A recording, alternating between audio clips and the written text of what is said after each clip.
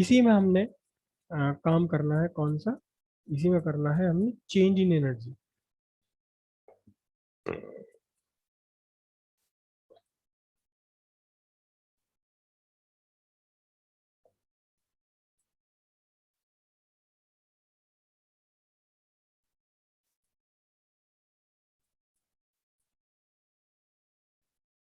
Change in energy. और actually ये loss निकल कर आएगा, लॉस ऑफ एनर्जी, लेकिन लॉस अपने आप ही निकल कर आएगा, हमें तो पता नहीं अभी लॉस होना है, गेन होना है, या सेम रहनी है। ठीक है।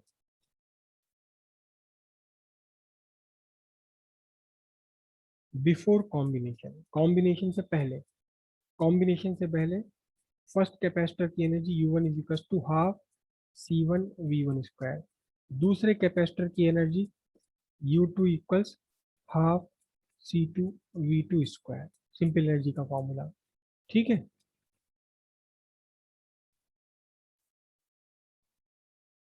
टोटल एनर्जी कितनी बनी, U1 प्लस U2 कितना, half C1V1 square plus half C2V2 square. ठीक है। आफ्टर कॉम्बिनेशन क्या बनी कंडीशन, आफ्टर कॉम्बिनेशन। ठीक है।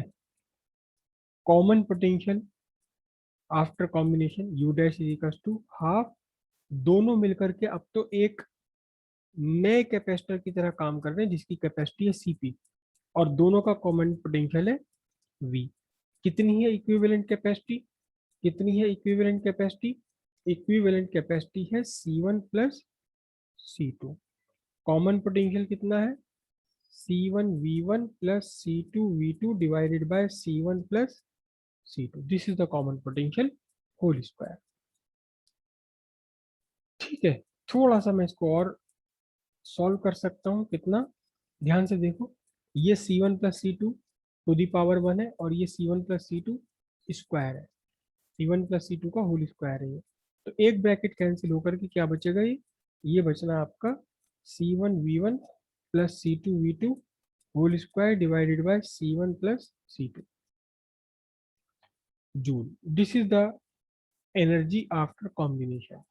अब चेंज इन एनर्जी अगर हम फाइंड करें तो क्या फाइंड करें, हम फाइंड करते हैं चेंज इन एनर्जी। तो चेंज इन एनर्जी कितनी होगी, final energy minus initial energy. तो change in energy delta U, final energy कितना है, half C1V1 plus C2V2 whole square divided by C1 plus C2। और इनिशियल एनर्जी कितनी है, initial energy है आपकी half C1V1 square plus half C2V2 square. ये initial energy, दोनों का डिफरेंस आ जाएगा आपका चेंज इन एनर्जी। ठीक है। तो चेंज इन एनर्जी अब हम कैसे फाइंड करेंगे, देखिए जरा ध्यान से। सिंपल है बिल्कुल। अब इसके बाद सिंपल मैथमेटिक्स है और कुछ भी नहीं है, सिंपल मैथमेटिक्स। डेल्टा यू, इसमें से मैंने हाफ कॉमन ले लिया, हाफ कॉमन ले लिया, तो ये हाफ रह गया, बाकी सारी दुनिया इसके ब्रैकेट के अंदर। ठीक है। अब यहाँ क्या चीज़ है देखना, यहाँ C1V1 plus C2V2 whole square. तो मैं इस होल स्क्वायर को ओपन करे दे रहा हूँ, इस होल स्क्वायर को मैं ओपन किए दे रहा हूँ। ये बनेगा आपका C1 square V1 square plus C2 square plus V2 square plus twice C1 C2 V1 V2 A plus B whole square divided by C1 plus C2 minus, मैंने इसको एक सिंगल क्वांटिटी की तरह रखा हुआ है, मैंने इसको एक सिंगल क्वांटिटी की तरह रखा हुआ है।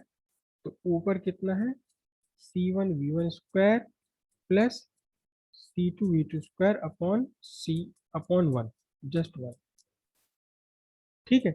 मैं इसको अभी अलग अलग ले ही नहीं रहा, मैंने तो इस पूरे को एक सिंगल क्वांटिटी, सिंगल एंटाइटी की तरह से यूज किया हुआ है, अपॉन में 1 है। अब एलसीएम कितना आ गया जी, हाफ, ध्यान से देखते रहना, ध्यान से देखते रहना, कुछ भी नहीं है, कुछ भी नहीं है, मैं 6th 7th क्लास की मैथमेटिक्स कर रहा हूँ। एलसीएम दोनों का आया C1 प्लस C2। अब ये C1 प्लस C2 तो कैंसिल हो गया, ये बचा C1 V1 square, C1 square V1 square, C2 square V2 square plus twice C1 C2 V1 V2 minus C1 V1 square plus C2 V2 square एक bracket में, और नीचे से क्या आ गया इसके साथ मल्टीप्लाई में C1 प्लस C2। थोड़ी स्पेस कम पड़ गई, मैंने ब्रैकेट पहले लगा दिया। अब इसे भी ओपन कर दीजिए आप। तो delta U is equal to half C1 square V1 square plus C2 square V2 square plus twice C1 C2 V1 V2। अब इसको ओपन कर रहे हैं, बहुत ध्यान से समझना। C1 V1 स्क्वायर की मल्टीप्लाई मैंने C1 से करी, तो C1 मल्टीप्लाई होकर कितना हो गया, C1 स्क्वायर V1 स्क्वायर। फिर देखना जरा ध्यान से, C2 V2 square, C2 V2 square की मैंने C2 से मल्टीप्लाई कर दी, थोड़ा सा अटपटा सा आगे पीछे ले रहा हूँ। C2 V2 स्क्वायर की मल्टीप्लाई C2 से कर दी, और माइनस बाहर है ही, तो बना C2 स्क्वायर V2 स्क्वायर। ठीक है, मैंने C1 से मल्टीप्लाई कर दी, अब इसकी C2 से मल्टीप्लाई कर दी मैंने, इसकी मैंने C2 से मल्टीप्लाई कर दी, तो मैं नीचे लिख रहा हूँ भाई इसके यहाँ पर, इसकी यहाँ से मैंने C2 से मल्टीप्लाई करी, तो बना C1 C2 V1 square, C1 C2 V1 square. अब फिर इसकी मैं इससे मल्टीप्लाई कर रहा हूँ, तो C1 C2 V2 स्क्वायर क्या बना, C1 C2 V2 स्क्वायर, और होल डिवाइडेड बाय क्या चल रहा है, C1 plus C2। Simple mathematics है, बिल्कुल सिंपल मैथमेटिक्स है, सिंपल मैथमेटिक्स है और कुछ भी नहीं है। अब जरा ध्यान से देखिए, हालांकि ऐसे काटा नहीं करते, मैं हमेशा आपसे कहता हूँ C1 V1 square C2 V2 square, इसे ऐसे एग्जाम में मत काटना, इसे नहीं काटा जाता। अगर आप इसे काटते हैं तो मेरे जैसे बेवकूफ, मेरे जैसे क्या कहना चाहिए, घटिया, बेकार से सड़े हुए से एग्जामिनर को तो कंफ्यूजन हो जाएगा कि आपने ये कैंसिल आउट करा है या आपसे गलती से लिखा गया था, उस गलती को आपने काटा है, इसलिए काटा नहीं करते। बाकी सारे एग्जामिनर आपको टीचर कहते होंगे इसे काट दो, अबे काट तो दे इसे यहाँ से, ये कैंसिल नहीं हो रहा, इसे कैंसिल तो कर। बिल्कुल भी नहीं करना। कभी किताबों में लिख करा हुआ देखा cancel? C2 square V2 square ये कैंसिल होगा, इसीलिए मैं रेड पेन चला रहा हूँ कि आपको याद रहे, नहीं चलाना इसे पेन को। और ध्यान से देखना, यहाँ बचा twice C1 C2 V1 V2, यहाँ बचा C1 C2 V1 स्क्वायर, यहाँ बचा C1 C2 V2 square. Correct. अब मैं इन तीन जो क्वांटिटी एंटिटीज बची तीन, इनमें से देखो C1 C2 कॉमन आ रहा है, और मैं माइनस भी कॉमन ले लूंगा, माइनस इसलिए कॉमन ले लूंगा ताकि मेरी ये वाली तो माइनस में हो जाए, और ये जो स्क्वायर वाली बचेंगी V1 स्क्वायर V2 स्क्वायर, ये दोनों प्लस में आ जाए। तो सिंपल मैथमेटिक्स है, एकदम सिंपल मैथमेटिक्स है, मैंने कॉमन लिया माइनस C1 C2। क्या कॉमन लिया है, minus half C1 C2 common लिया।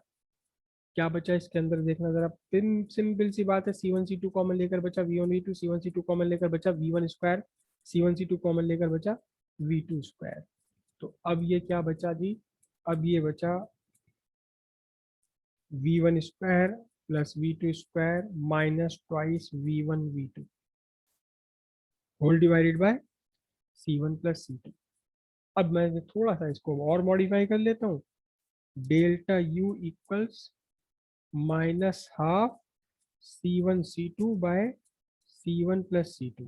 और ये क्या बन गया देखना, V1 square plus V2 square minus twice V1 V2, ये बन गया आपका V1 माइनस V2 का होल स्क्वायर। मैंने ये लहर सी क्यों बनाई है कि अगर V1 बड़ा है V2 छोटा है तो इसे पढ़ो V1 माइनस V2, और अगर V2 बड़ा है V1 छोटा है तो इसे पढ़ो V2 माइनस V1। करेक्ट। अब ध्यान से देखना, बहुत ध्यान से देखना, चाहे V1 बड़ा है चाहे V2 बड़ा है, V2 छोटा है, जब आपने स्क्वायर करा तो ये तो पॉजिटिव पॉजिटिव आना है ना, ये तो सारा पॉजिटिव ही आना है। स्क्वायर करोगे तो चाहे अंदर ब्रैकेट में माइनस बचे चाहे प्लस बचे, पॉजिटिव आना है। C1 C2 भी पॉजिटिव है यहाँ। तो फिर कुल मिला करके क्या बच गया, डेल्टा U निगेटिव रह गया, क्योंकि बाकी सब चीजें पॉजिटिव हुई जा रही है। तो हम क्या कहेंगे, देखो निगेटिव साइन कब आएगा, हमने कैसे करा है, हमने चेंज इन एनर्जी कैसे करी है, change in energy final minus initial, और ये आ गई निगेटिव, ये आ गई निगेटिव। तो निगेटिव कब आ रही होगी, जब स्मॉलर में से लार्जर सब्ट्रैक्ट हुआ होगा। इसका मतलब फाइनल एनर्जी कम है और initial energy before combination, before combination total energy ज्यादा थी और आफ्टर कॉम्बिनेशन एनर्जी हो गई कम। तो हम क्या कहेंगे, हम कहेंगे negative sign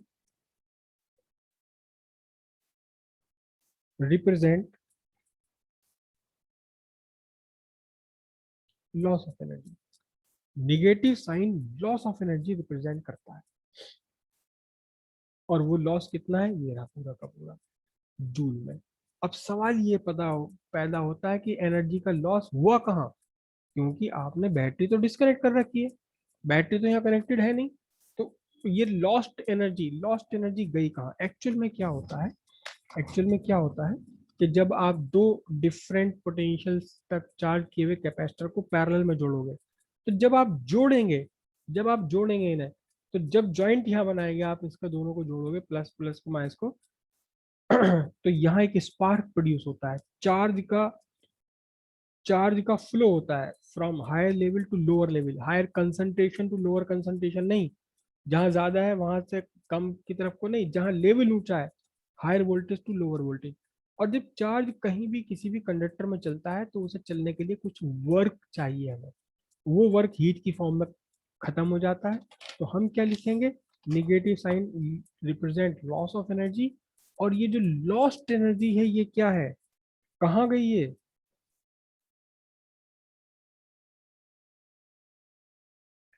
lost energy appear as heat developed in